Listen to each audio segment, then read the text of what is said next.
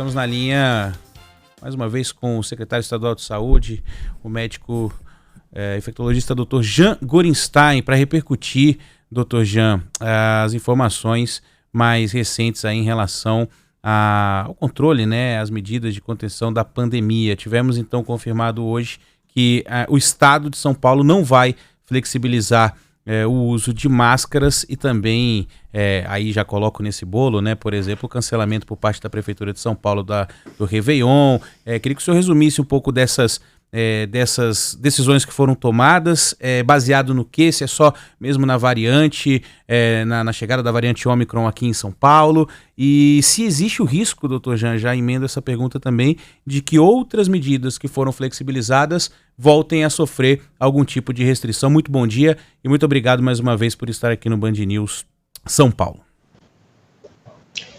Bom dia, Ivan, bom dia, Maiara, e bom dia a todos os ouvintes da Rádio Band News FM. É um prazer poder estar conversando com vocês. Importante que São Paulo vinha avaliando, junto com o seu comitê científico, alguns dados que eram dados extremamente importantes, como o número de casos, internações, mortes e também a vacinação. Baseado nessas informações, nós já teríamos a possibilidade de fazer a flexibilização para o próximo dia 11 de dezembro.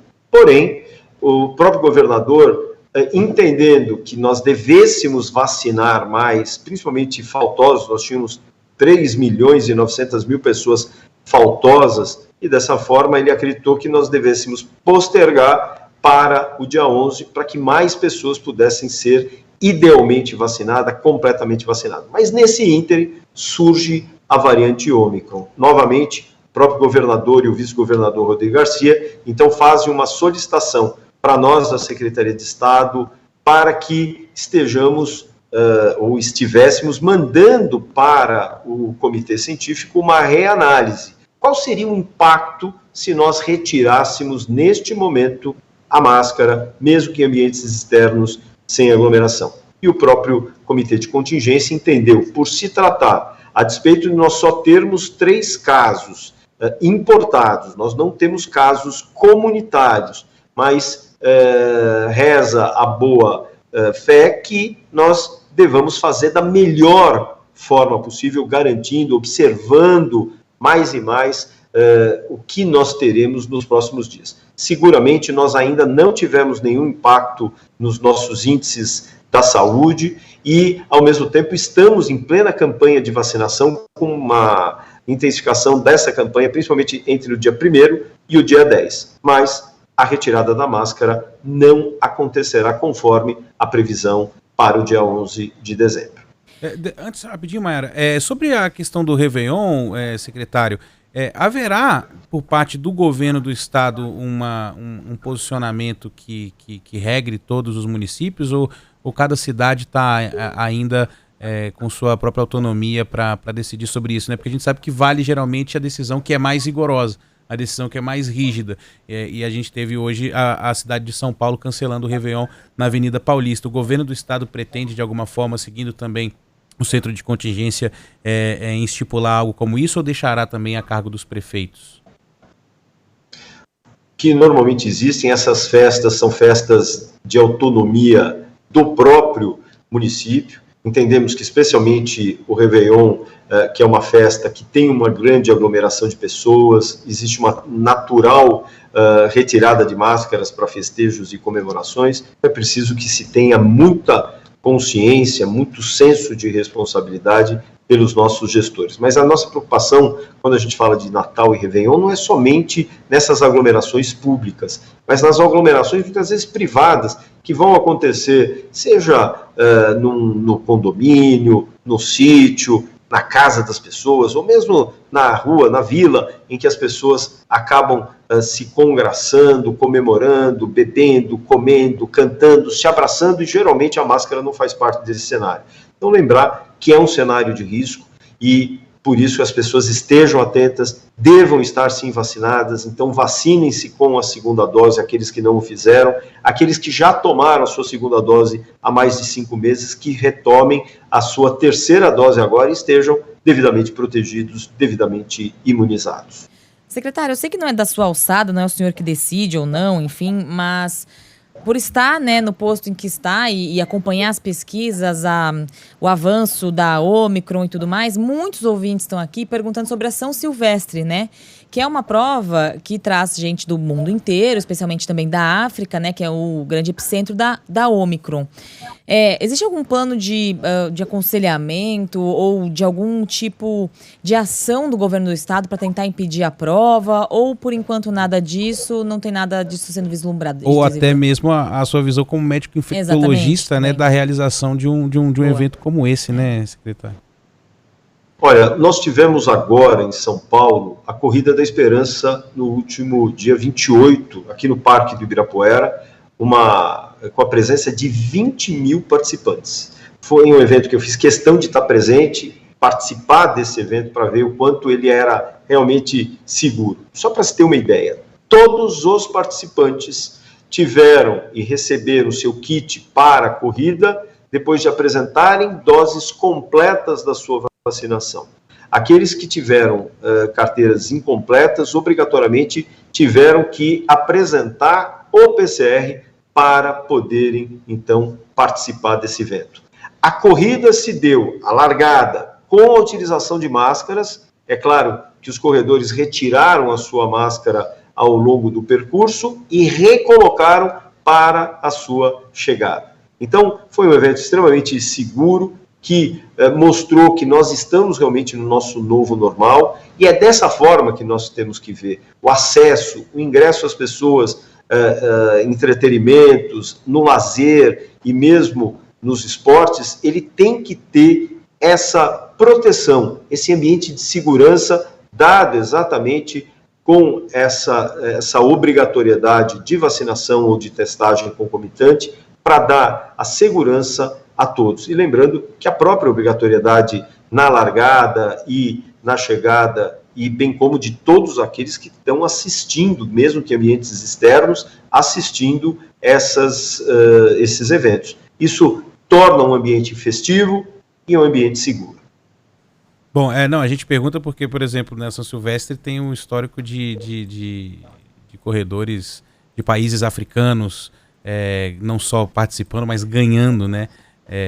E aí a gente tem algumas restrições já impostas, o que me leva até a te perguntar, secretário, em relação aqui a São Paulo, e hoje, por exemplo, ouvimos o prefeito de Guarulhos, né, o Guti, falando sobre a necessidade de se implementar algum tipo de barreira lá no aeroporto de Guarulhos, que não é a alçada dele, e tampouco do governo do estado, né? É uma questão federal, mas nesse aspecto, e eu sei que o senhor está sempre em contato com o Ministério da Saúde, há alguma conversa nesse sentido para implementar barreiras a outros países também? Porque essa é uma outra crítica que se faz, e até do ponto de vista médico gostaria de ouvir o senhor. Recentemente a Holanda divulgou que a Ômicron foi identificada lá antes mesmo da África do Sul, né? Que na África do Sul eles apenas fizeram um sequenciamento genético, então, e a Europa também está tendo uma explosão de casos. Quer dizer, o senhor acha que é possível, é viável, é preciso, necessário que se implemente esse tipo de barreira, né? O presidente Jair Bolsonaro já disse que é contra, né? Ele foi até um apoiador dele que perguntou, a gente não vai fechar o aeroporto, entre aspas, né? E ele falou que não se pode fazer isso, mas passaporte de vacina, que tipo de barreira, que tipo de medidas a gente pode tomar em âmbito estadual para evitar que a nova variante se propague por aqui, secretário? Acho que a gente perdeu.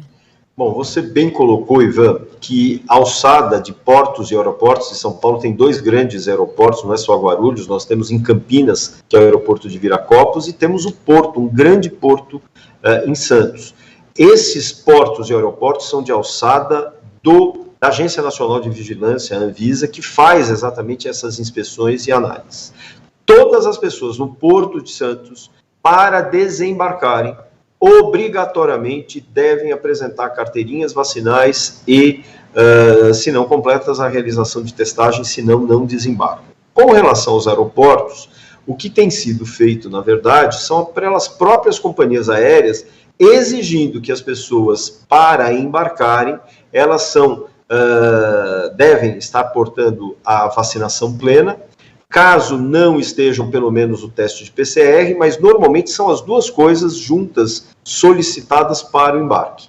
Ao mesmo tempo que a própria tripulação identifica, veja bem, até antes do embarque, pacientes sem sintomas. E na aeronave, a própria tripulação identifica pessoas que eventualmente estejam tossindo ou com febre, para que possam, então, informar a Anvisa assim que a aeronave pousa em solo nacional, brasileiro, mais especificamente aqui em São Paulo. E dessa forma, essas pessoas são levadas de imediato, com todo o aparato de segurança e medidas sanitárias, para a realização de um PCR e são imediatamente, então, colocadas em isolamento. O apoio dos municípios, seja o município de Campinas, seja o município de Mogi, de Guarulhos, é fundamental e está sendo fundamental exatamente porque, a partir de então, essa vigilância aciona a vigilância do Estado para que não somente aquele passageiro seja mantido em isolamento, mas todos os contactantes sejam monitorados e fiquem em quarentena. Lembrando que assim que o teste vem positivo, nós temos a disponibilidade, inclusive a lista dos passageiros que também são orientados nesse sentido a se manterem em quarentena até esse resultado vir negativo. Aí todos estão muito bem e estarão liberados, caso contrário também serão submetidas à testagem.